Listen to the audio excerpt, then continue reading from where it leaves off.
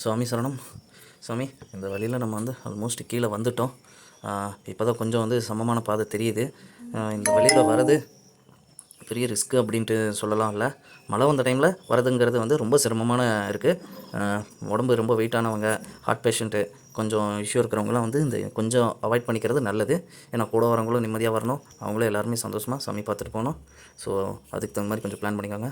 இதே டிசம்பர் மந்த்தெல்லாம் வந்து மழை இல்லாத டைமில் கொஞ்சம்லாம் ஈஸியாக வந்தால் தான் வந்து லாஸ்ட் டைம் வந்தவங்க சொன்னாங்க. அதை வச்சு தான் நாங்களும் இந்த டைம் வந்தோம். பட் இந்த டைம் மழை வந்ததுனால வந்து எங்களுக்கு ரொம்ப சிரமம் அப்படிங்கிற மாதிரி தோணுது. மழை இல்லை அப்படின்னா இதே ஈஸியாக தான் இருக்குதுன்னு நினைக்கிறேன். மழை இல்லாத டைமில் வந்தவங்க கொஞ்சம் கமெண்ட் பண்ணுங்கள், இப்படி இருந்துச்சு இந்த வழி, இந்த பாதை அப்படிங்கிறது. இந்த பாதையில் வரும்போது பிளாஸ்டிக் பாட்டில்லாம் அலோவ் பண்ணுறதில்ல.